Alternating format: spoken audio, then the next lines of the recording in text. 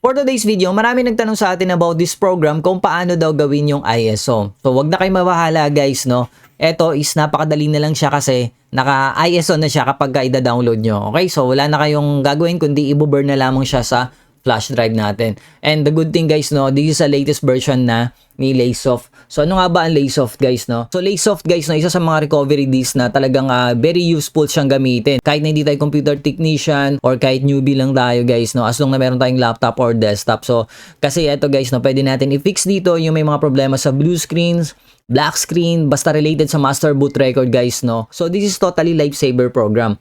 So dito nga pala guys, makikita nyo, pwede rin tayo mag-system backup. Ayan.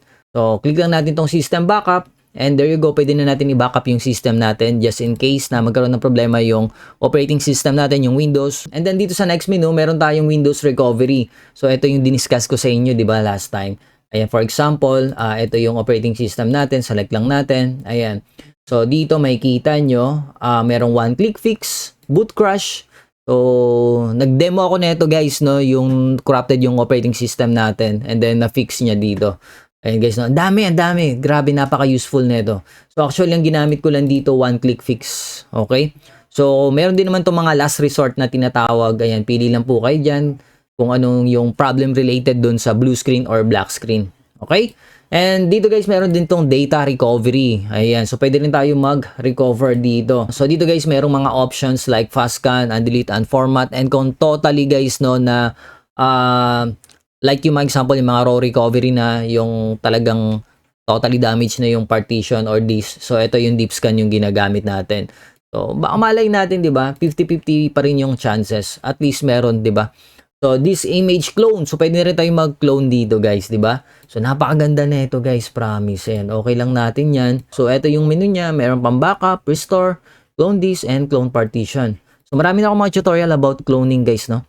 Password recovery. So, kapag nakalimutan nyo yung password ng laptop nyo, ng desktop nyo, yung admin password, and baka pwede nyo rin dito guys subukan yung merong may mga email account kapag ka nag-login sa inyong laptop or desktop, no? So, pwede nyo rin subukan yan guys.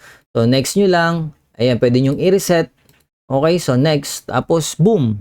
Ganun lang. 'Di ba? So, hindi pa tayo tapos guys. Meron pa yan. Okay, so close natin.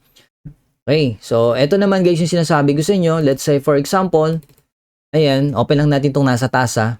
Nakurap yung operating system natin, yung Windows natin, di ba? So, nagpapanik ka ngayon kung paano mababackup ngayon nyo kasi kailangan mo na yung format, di ba? So, simply, ayan lang. Click nyo lang yung nasa taas. Tapos, i-browse nyo yung drives nyo, di ba? So, ayan na. Tapos, user, di ba? Tapos, eto yung user ko. So, pwede natin i-copy yung buong yan. So, gagawin lang natin copy and then hanapin nyo lang yung drive nyo. Yan, yung backup drive nyo. Let's say for example, ito yung external ko. And then ipipaste lang natin dyan. Di ba? So, safe ka na. So, ito yung recovery menu and then yung password recovery. And then, pag click natin itong starts, ayan, makikita nyo rin dyan may mga menu din dito guys, no? Na napaka very useful talaga. Di ba? So, paano to gawin? Okay, so restart lang natin. So, nasa USB na nga pala to guys. So, reboot natin. And then, okay. Uy, guys, no? Abangan nyo, guys. Meron nga pala akong, bagong, ayan, kung makikita nyo, sa kabilang PC, ayun pala. Sa kabilang PC natin yan, nakakapag-record ako gamit dito sa isang computer. So, bali, dalawang computer yung ginagamit ko para mas maganda yung demonstration ko sa inyo, di ba? Unlike dun sa kinukuhanan ko ng video sa phone. Di ba? So, yun yung tinatawag na video grabber, video capture. So, meron akong bago, guys, no? And this one from Akasis. Ay, sana pala pinahula ako. Okay, sayang, nasabi ko na. Paula ko ulit. Sige, bahala kayo pag di kayo nanood. Papaula ko yan. Okay, so eto na yung program natin guys. Naka-ISO na siya. So guys, no, sa mga wala pang flash drive, ayan yung flash drive natin. Ilalagay ko yung link sa comment section. Baka naman dumaan kayo sa link sa Shopee link ko ha. Pag hindi dumaan, di ko ibibigay yung link. So sa mga nag-aanap ng link din yan, nilagay ko sa comment section guys, no, yung link na ito kung saan nyo i-download itong Laysoft. Mamaya maghahanap na naman kayo, mag-PPM na naman kayo sa akin.